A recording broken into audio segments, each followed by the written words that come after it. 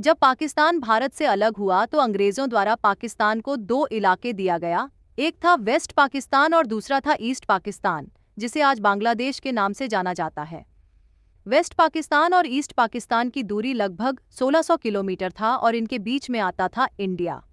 21 मार्च 1948 को पाकिस्तान के governor general Mohammad Ali Jinnah एक नया रूल लेकर आते हैं और उर्दू को पाकिस्तान की नेशनल लैंग्वेज घोषित देते हैं। Let me make it very clear to you, leave no doubt that the state language of Pakistan is going to be Urdu and no other language. Ali Jinnah का यह फैसला ईस्ट पाकिस्तान को हिलाकर रख देता है, क्योंकि ईस्ट पाकिस्तान में दशकों से बंगाली भाषा बोल रहा होता है। इसी बीच 1965 में अवामी लीग पार्टी बंगालियों के आवाज बनकर सामने आते हैं और एक नए देश की मांग करते हैं। आज বাংলার মানুষ মুক্তি চায়, বাংলার মানুষ বাঁচতে চায়, বাংলার মানুষ তারা আজ তার অধিকার চায়। अवामी लीग पार्टी को सब करता देख वेस्ट पाकिस्तान ने अवामी लीग पार्टी के नेता शेख मुजीबुर रहमान को अरेस्ट कर लेते हैं। तभी ईस्ट पाकिस्तान के लोग अपने नेता के रिहाई के लिए सड़क पर उतर आते हैं, जिसके बाद मजबूरन सरकार को 22 फरवरी 1959 को शेख मुजीबुर रहमान को रिहा करना पड़ता है।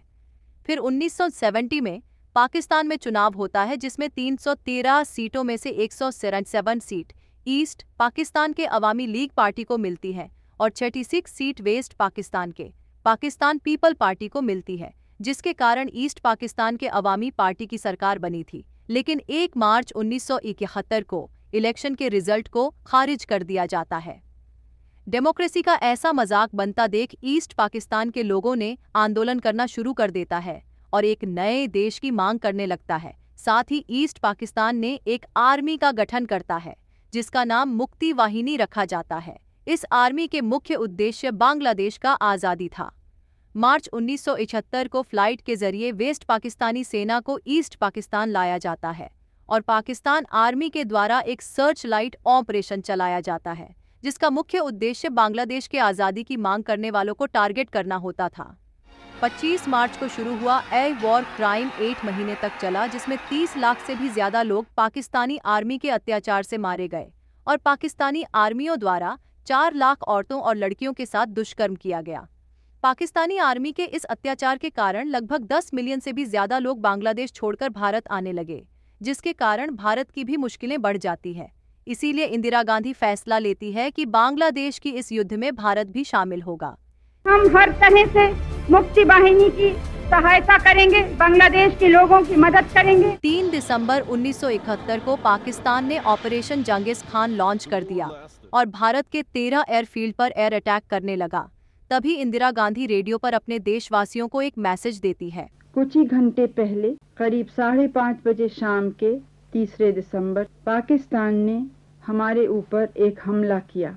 पाकिस्तानी हवाई जहाज़ों ने अमृतसर, पठानकोट, श्रीनगर, अवंतीपुर, उत्तरलाई, जोधपुर, अंबाला और आगरे के हवाई अड्डों पर बमबाजी की। पश्चिमी पाकिस्तान की लड़ाई, वो लड़ाई भारत पर भी आ गई है। इस चुनौती का सामना जोरों से करना है। मुझे जरा भी संदेह नहीं है कि विजयी भारत की जनता की, भारत की बहादुर सेना की होगी। पाकिस्तान के एक खुफिया एजेंसी को खबर मिलती है कि भारत की मैक्सिमम आर्मी ईस्ट पाकिस्तान की तरफ है।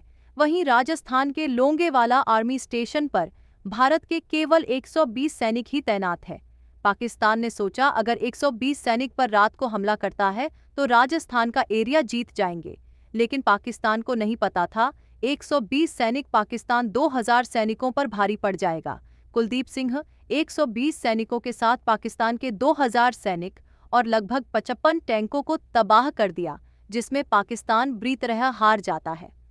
वॉर में अपनी डूबती हुई नैया को बचाने के लिए पाकिस्तान यूएन पहुंचता है और अपील करता है भारत को इस युद्ध से अलग रहने के लिए कहा जाए। 8 दिसंबर 1971 को जब अमेरिका के इंटेलिजेंट को यह रिपोर्ट मिलती है कि भारत ईस्ट पाकिस्तान में एक अटैक प्लान कर रहा है, तब यूएस पाकिस्तान के समर्थन में अपनी 7th fleet task force Bengal में भेज देता है। हाथी यूके भी पाकिस्तान के समर्थन में HMS ईगल को अरेबियन सी में उतार देता है।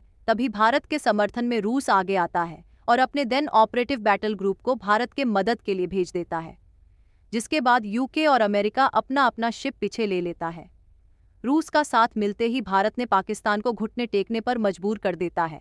12 दिसंबर आते आते भारत से पाकिस्तान पूरी तरह हार जाता है। साथ ही निर्माण होता है बांग्लादेश की।